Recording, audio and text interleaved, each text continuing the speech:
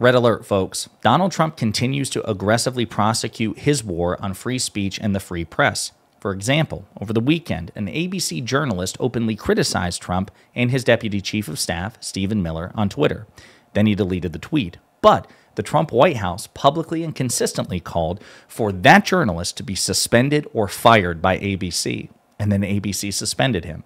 That's just the Trump government, the federal government under Donald Trump, demanding that a journalist be fired simply for criticizing the president. And then on top of that, 2 Trump-appointed appellate judges ruled that Trump can continue to kick out the Associated Press from the Oval Office simply because the Associated Press refers to the Gulf of Mexico as the Gulf of Mexico and not the Gulf of America. But before we unpack all that, if you end up liking this video and you want to support the channel, please be sure to hit the like, subscribe, and alert bells before you go. All right, friends, we got a lot to talk about, but as a reminder, as we've consistently covered, Donald Trump is by far the most censorious president in modern American history. And even FIRE, a free speech, right-wing libertarian organization that has consistently criticized liberals, progressives, and Democrats, has referred to the Trump administration's attack on free speech as, this is quote, unprecedented in scope, scale, and severity, meaning they are objectively worse than the most censorious Democrat you can find. And we continue to see examples of it. So we're going to refer to a handful of Mediaite articles. ABC News suspends Terry Moran over deleted post blasting Stephen Miller as a world-class hater.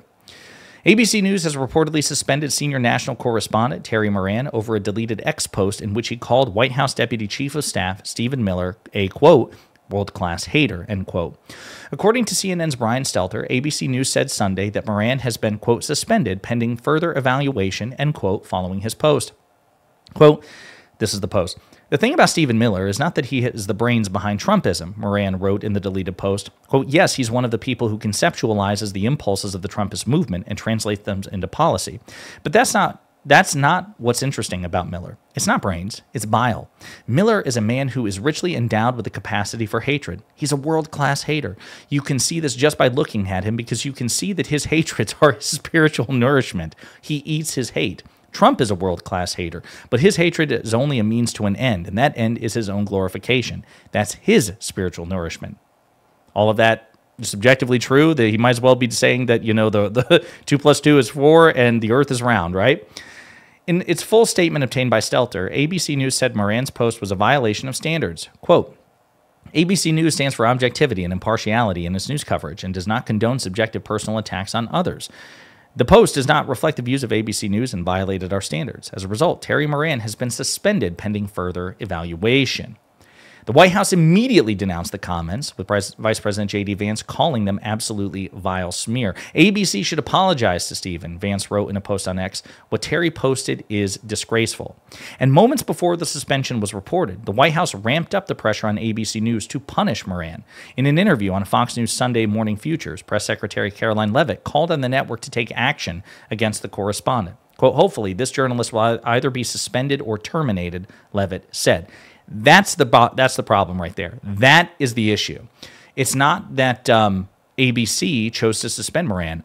I get it. I totally understand. If I were in charge of ABC News, even though I wholeheartedly agree with everything Moran said, I would probably also strongly consider suspending him, right? Especially if you're supposed to be a straight news outlet, right? You don't want your the presumption of your objectivity questioned by such an aggressive statement, which also I would argue happens to be true.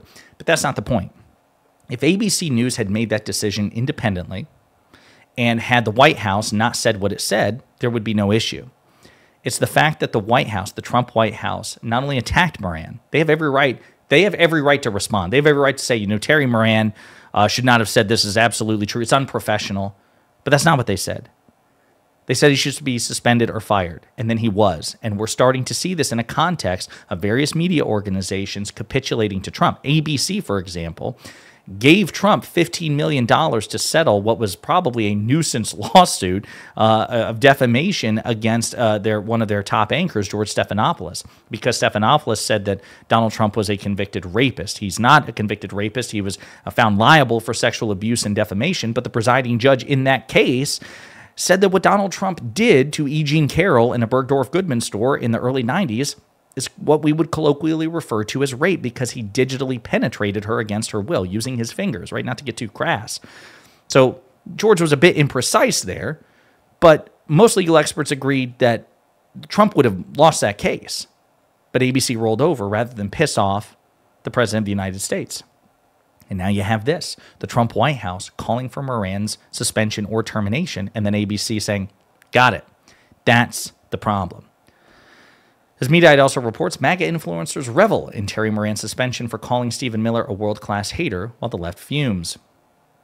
Social media erupted Sunday over the suspension of ABC News senior national correspondent Terry Moran over a deleted post in which he called the White House Deputy Chief of Staff Stephen Miller a world-class hater.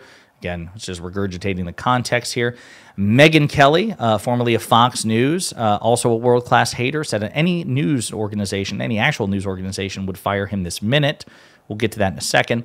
Quote, I've been telling you guys for years how much ABC hates Republicans, added Meghan McCain, who previously served as a co-host of ABC's The View. Nick Sortor, the ABC News, quote, journalist, Terry Moran, who posted and deleted a seemingly drunken smear against Stephen Miller, has been suspended. ABC proves once again they're an activist firm, not a news organization. Moran should be fired. Again, so much for free speech. I would argue the fact that they suspended Moran is proof that they are a news organization, because otherwise they wouldn't have suspended him. You fucking moron, Nick Sortor. But again, that's just how stupid these people are and unprincipled. Chris Barron says we should all thank Terry Moran for showing the world the truth about legacy media. Johnny MAGA, ABC News. Tony Moran posted this and deleted it in the early hours of the morning. Just absolutely deranged stuff. And again, they're free to criticize. They're free to insult. They're free to criticize, right? But calling for him to be fired because he gave his opinion about Donald Trump, interesting and hypocritical. Let's see here. Terry Moran should be fired immediately. And Coulter says, excellent start, ABC. Now surely you'll be getting around to George Stephanopoulos and David Muir and Martha Raddatz, etc. and so forth. On the left, however, the move to punish Moran was denounced. Quote, this is utter bullshit, ABC News, wrote former Republican Congressman Joe Walsh. Quote, you're the free press. You don't have to do what the authoritarian in the White House tells you to do. Thank you, Terry Moran, for having the courage to speak the truth. Mehdi Hassan, friend of the show, Mehdi Hassan criticized those in the White House, including J.D. Vance, who blasted Moran. Quote, snowflakes, pretend free speech warriors, getting journalists suspended and calling for their firing. Hypocrites, and indeed they are. George Conway spoke up. What Moran reported was demonstrable fact, indisputable fact, yet they suspend him. This is the advantage that Trump and his ilk have. They are so beyond the moral pale, so beyond normality that it's considered impolite, impolitique, or intemperate to describe them as they are. Tommy Vitor of Pod Save America said they can clutch their pearls and act mad, but this is spot on from Terry Moran. Friend of the show, Wajah Ali says, MAGA, I thought you all defended free speech in the First Amendment, right? Why are you so upset by Terry Moran's comments? Stop being such snowflakes, right? Stop looking for safe spaces. Man up. Joe from Jers says the White House is big mad at Terry Moran because they know every word of this is true, and so on and so forth. So you see the reaction. Again, I totally agree. I think everything Terry Moran said was true. I understand independently why ABC might feel the need to suspend him. It's the White House stepping up and calling for it is the problem, and ABC seemingly capitulating. That's the problem. That's censorious. And again, Mediaite talks about this as well. The fake outrage at ABC's Terry Moran exposes how dishonest independent media can be. Terry Moran made a mistake, not a big career-killing one. And by the way, this is Colby Hall at Mediaite talking about this. More like the kind of late-night lapse that happens when the filter slips and the truth comes out a little too unvarnished.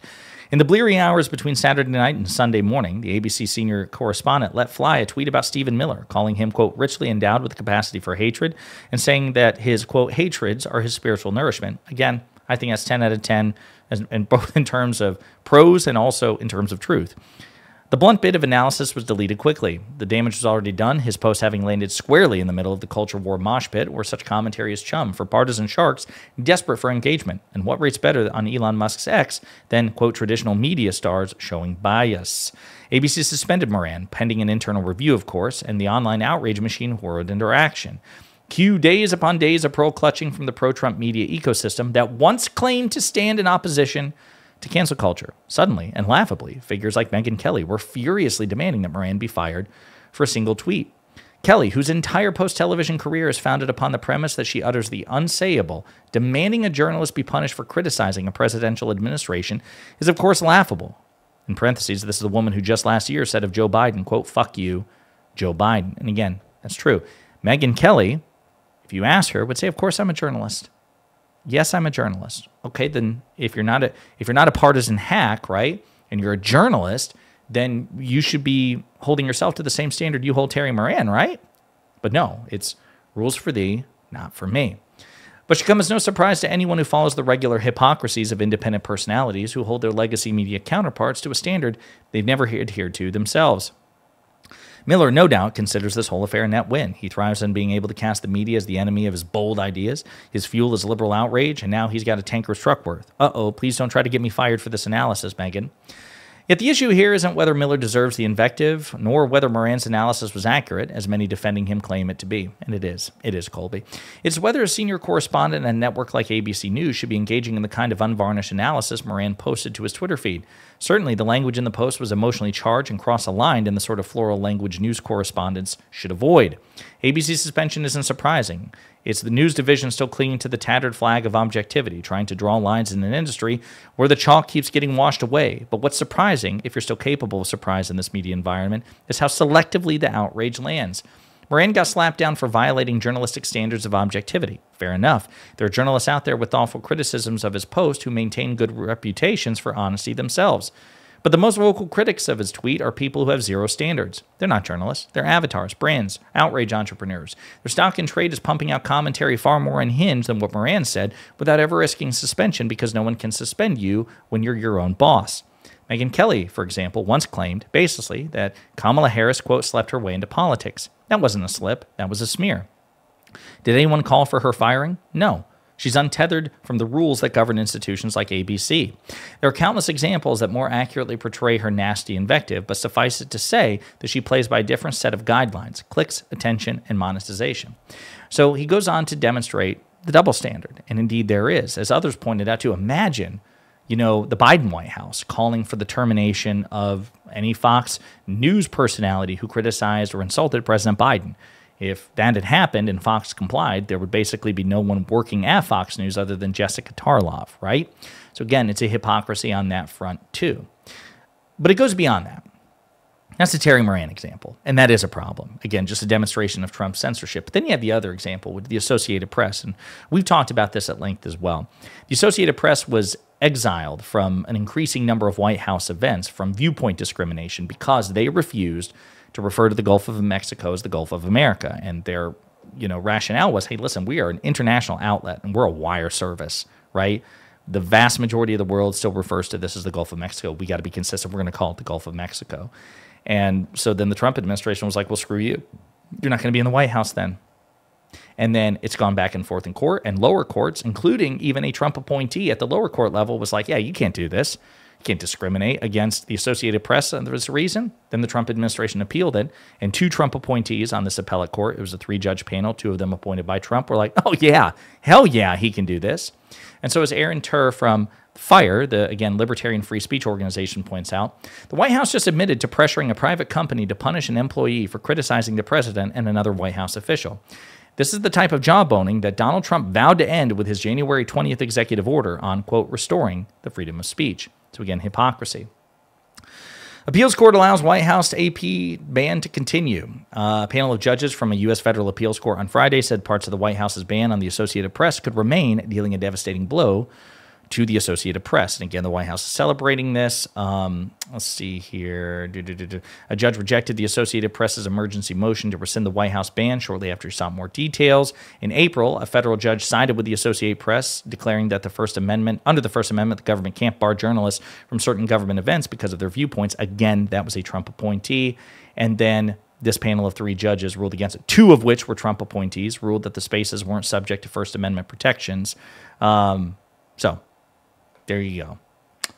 That's not good, folks. That's not good at all. I do want to read, I guess, one last thing from FIRE, their official response. The U.S. Court of Appeals for the D.C. Circuit ruled today in a 2-1 decision that Donald Trump can bar the Associated Press from some White House events, reversing a previous ruling that upheld press freedoms. This is our statement. The D.C. Circuit's flawed reasoning allows the White House to get away with blatant viewpoint discrimination against media outlets it doesn't like. Even more troubling, the court downplays First Amendment protections for news gathering, troublingly claiming that, quote, news gathering is not in itself a communicative activity. What? If you're scratching your head at that, you're not alone. The district court's initial ruling got it right. The White House does not have to grant journalists access to everyone, but once it opens the doors to some journalists, it cannot exclude others simply because it doesn't like their views or reporting. We encourage the Associated Press to keep fighting to vindicate not only its First Amendment rights, but those of every media outlet. There you have it, folks. Donald Trump continues to wage war on free speech and the free press in unprecedented ways. He is objectively far worse than any Democratic administration that preceded him, and anyone who pretends otherwise is a liar or a moron. In the meantime, let me know what you think in the comments.